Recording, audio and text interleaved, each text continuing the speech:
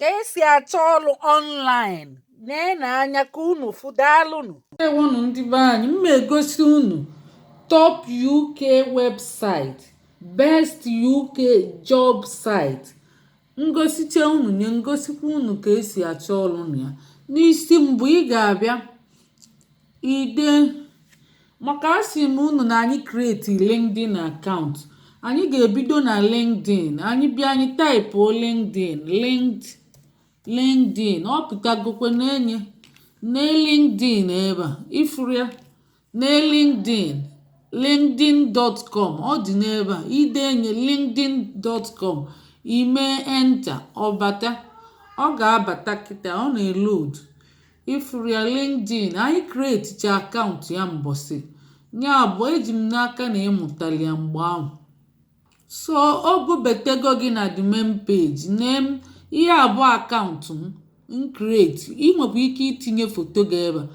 Then na job ifuru ihe a dịka portfolio ebe ị ga-eklik ibe iklik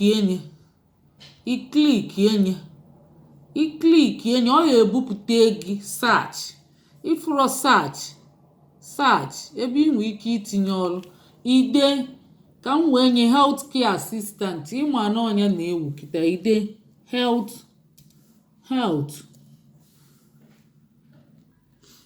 ifuru edego m healthcare assistant na-enye ebe a na search ahụ itinye healthcare assistant.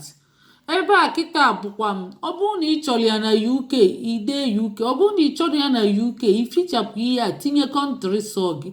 Enwekwelie na Ireland na-asụkwa English maọbụ ide Northern Ireland maọbụ obodo sọ gị itinye ebe a, mana ana m etinye UK. Ihe a o tinyeli ọtọmatikali ifuru ya UK dị na ya UK. Mana ọ bụrụ na ị chọrọ na mba UK mana unu na-achọ ebe niile unu ga na-etinye like na Northern Ireland maọbụ na Ireland itinye ka ị wee nwee ike na enweta opportunity more.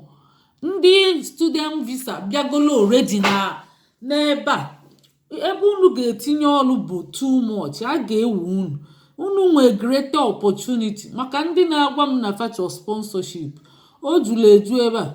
So ifuru ya ị nwekwa ike ịchọ ịsaachị ya ka ịma nke na-enye nekwe unu fulu kịta ebe a chee ka m scroll down na ihe a pụta na result pụta result nekwe nke agbanyitego okwulu ebe a ifuru ya na nke agbanyitego bụlụ ọbịa otulugo na mgbe etinyeli 18 hours ago ka etinyeli ọkwa unu na afụ ya edelu mgbe etinyeli. So ịchọ ịlikra nke inenebe ebe a ifuru ya ka o juru eju result iyi search healthcare assistant ifuru ya na-enye ebe a healthcare account assistant. Mba ị ga na-achọ nke maachị ihe ị na-eme na nke a kịta nke a bụ healthcare assistant Heatherwood Family Park nya obodo ebe ọ da ndị tinyelie bụ ndị NHS. Ndị a bụ kọmpini katala arụ si n'isi kata nya National Health Service ọ bụ fa tinyelie. So ka anyị nenegodi nke a night receptionist ọ dị ka ndị a na-achọ night receptionist. So ihe agụkwu ya edelie full time entry nekwu ya na ụmụ ihe ị ga-agụcha see the hiring trend ịgụ ọnya nekwa apply now ịma emebe apply ozugbo ihe agbadataba gụọ about the job ifuru ebe ede about the job. Yeah, we are currently recruiting in our Twiton Premier Inn. If we are na-agụ ya working 28 hours per week paying up to £11.22 per hour. Nya ị na-agụ ihe a na-akwụcha nya ịgụli ya na-agbadata ọ na-akọ maka ihe niile ịmaga anya ga-elu ga na ị na-agụcha ihe niile. Contract type ifuru ya contract type ịgụọ ya permanent iwepụe we don't do 0 hour nya ị na-agụ ị na-agbadata ị na-agbadata why you will love it here. Ị na-ekwuzi training and support. You see, we have got a warm welcome and simple administration system to you. Ị na-agụzi ya ka ị maa ma ọkwa ihe like. Ị na-agụ na-agụ ifuru ya ịgụchazi anya advertise 5th April ifuru mgbe family advertise. So ịgụchazi anya ọ bụrụ na ị like ya ịma ma ọ machikwa gị, ịma ị ga-edechegonu CV already dee cover letter ịmago. Ọ bụrụ na ọ machi ị klik ebe apply ifuru ebe ede apply imezie enyi klik enyi. So ma ndị chọọ visa sponsorship inwe ike add ihe a visa ka o wee pụta ịma ma visa ọ dịkwa applicable. Maka ọ bụrụ ofe ncha ka visa sponsorship ị ga na add visa ma ọ bụ visa sponsorship ka ị wee maa ma ọ dịkwa applicable. Maka ọ bụrụ ọrụ niile ka a na-enye sponsorship, o nwee ike mee ya advertise maka ndị home based bịa welu. So nekwe nke a healthcare assistant medical na ichi klik enye ịgụọ ya ifuru ya agwakwa maka ya. O nwere nke ndị NHS a maka fa na-adịba attractive na-enye ebe a na nke ndị NHS ifuru ya ọkwa unu furu ya healthcare assistant ifuru ya ị ga-eklik nwee gụọ ya iklik enye ịgụọ maka ya ifuru ya na ebe ị agụ maka ya ifuru ya healthcare si igulidie ịgụcha anya ifuru ya ịgụọ anya ọfụma healthcare assistant Heatherwood ihe a bụ ebe ọ dị Family Park and the Wexham Park Hospital. Ihe dị na hospital. So kemgbe etinyere 1 week ago 4 applicants mmadụ anọ etinyegokwa ifuru ya full time entry a ga-ekwuchekwuo ma ego na a na-akwụ. So ị ga na-agbadata about the job ihe about the job ị na-agụ ya ịgụchazi anya na about the job. We will be holding healthcare assistant interview via MS Team. We are looking for care assistants to join our bank team. Ifuru ya ndị na-achọ bank team bụ ndị a na-anọ standby ya bụ fa bịa ọrụ ma ọfa akpọ ma ọ bụ onwe ike akpọ ọfa ma ya ị ga-amacha bank team across family health.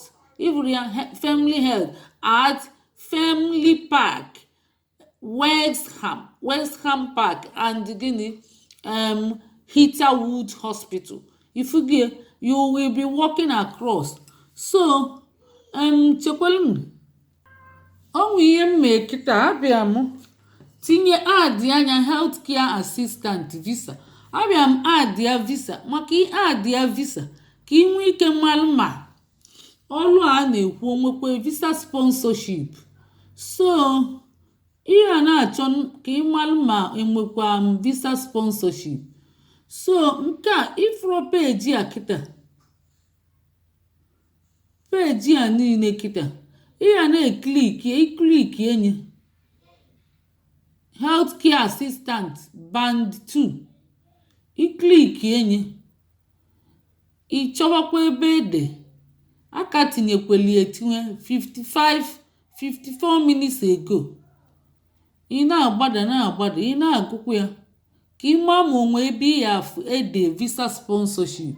Ndewo ị ga na search ifu na m etinyego my search ị etinye visa sponsorship ịchọ ifuru na United Kingdom itinye Ireland ebe a itinye ma ọ bụ Northern Ireland itinye wee na-achọ ifuru nke anyị fụ kịta nke anyị fụ ka ezie edekwe nke a domiciliary care assistant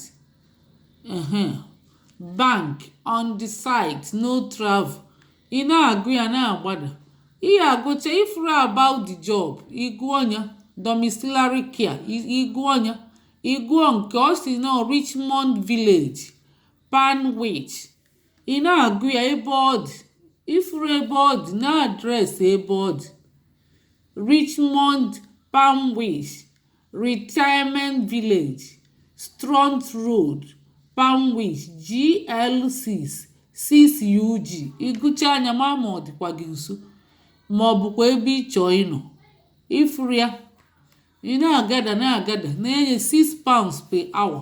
Ị na-agbada a na-edecha ihe a ede gbogbo tigbo. Ị na-agụ ya ma your job ihe ị ga-eme ma ilute. Who we are looking for na ihe a na-achọ na mmadụ. Ụfọdụ anyị asịkwa gị na ị ga-eme maths mee English nke nwa. So ị na-agbada na-agụsie ike. Ị na-agbada na-agụsie ike.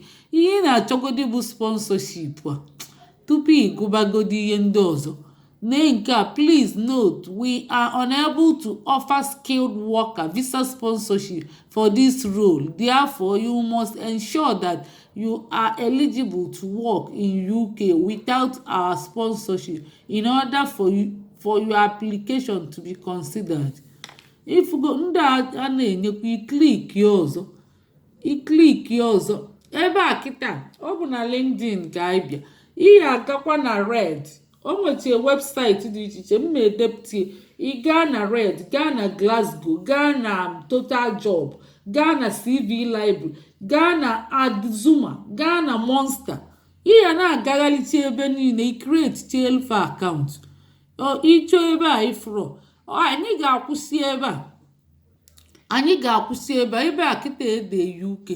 Inwe ike denye Ireland wee chọọ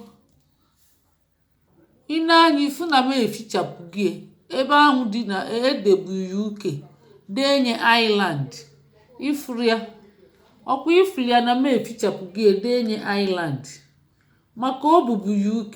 Ịchọbazi ya na Ireland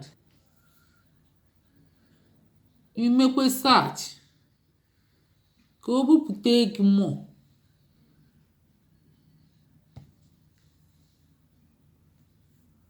Ndị be anyị na-enyi asach igoro ịma na ị ga na-asach nke a kịta home care assistant Surrey England unufulia na-enye nke a o si no full time entry nke apply now. Osizi about the job chere ka ngosi unu about the job home care assistant care worker.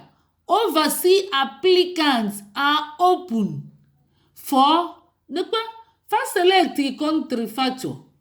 Also no open for South Africa, Cayman Island and the UAE. Nekwe na anya ọkwa ndị na-ebe ahụ ka factors ndị si South Africa for na salary £11.70 to £12.40 per hour based on experience and the qualification. 40 to 48 hours available per week. Visa ndị be anyị na-esi na ebe fadelie ọfụma ebe a fadelie visa na ebe fadezili ọfụma about the job home care assistant care worker. Overseas applications are open for South Africa,